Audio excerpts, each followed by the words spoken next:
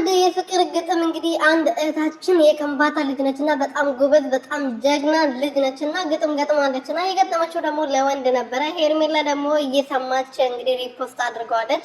ፍቅሬን ገፍታ ሄደ ሂድ አልፈልግህም ከዚህ በኋላ ብትመጣ ማልቀበልህም እያለች ማለት ነው። አንድ ሴት እኮ ሂድ የምትለው እኮ ስታው ነው። አንቺ እኮ እየተሽው አይደለም እሱ በሄደበት ቦታ እየተከተልሽው እንደ ውሻ በር ላይ የቆምሽ እሱ በሄደበት ቦታ አልፈልግሽም አትቀፊኝ እያለሽ አትሳምኝ ብሎ አንቺ ስሙ እየጠረገው ፊቱን ያንቺ ምራቅ አስጠልቶት ያንቺ ከንፈር አስጠልቶት እየጠረገው አንቺ ከኋላ እየተከተልሽው ሄደሃል አልፈልግህም ብትመጣም አልቀበልህም አንተ አንድ ቀን ታለቅሳለህ ታዝናለህ ልክ እኔ እንዳዘንኩት ያለሽ እሱ አይደል እንደ ፈልጎሽ ትቶሽ ሄደው መጀመሪያ ፈልጎሽ መጣ አንቺ ፈልገሽው መጣሽ አብሮሽ አሳለፈ ጊዜውን እንደፈለገ ተጫወተብሽ እንደፈለገ ጊዜው ፈታተና አለብሽ። ምክንያቱም አንቺ ነሽ ራስሽን አሳልፈሽ የሰጠሽ እንጂ እሱ ፈልጎሽ አፍቅሮሽ አልመጣም። ገባሽ አይደለ? አንዷ ተዋ ደግሞ ውቢት የምትባለው አዎ እንደዛ ቆፍጠን በይ አለቻት ማለት ነው።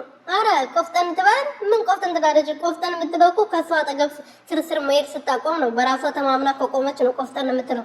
እሱ ቤቱ ሲሄድ ቤቱ ትሄዳለች፣ እሱ ሆስፒታል ሲሄድ ሆስፒታል ትሄዳለች።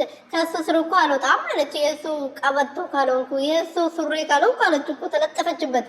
ሰላም ቤተሰብ እንዴት ናችሁ? ደህና ናችሁ? እኔ በጣም ደህና ነኝ፣ እግዚአብሔር ይመስገን። ዛሬ ደግሞ አዲስ ነገር ይዤላችሁ መጥቻለሁ። እንደምታዩት እንግዲህ ሄርሜላ ያው ማልቀሷን ቀጥላለች። እንደዛም ሆኖ ደግሞ የሆነ ቪዲዮ ስታይ እኮ ምንም ለሷ የማየው ቪዲዮ ከሷ ጋር ማየት ቪዲዮ ሪፖስት የምታደርገው ነገር ግርም እኮ ነው የሚለኝ።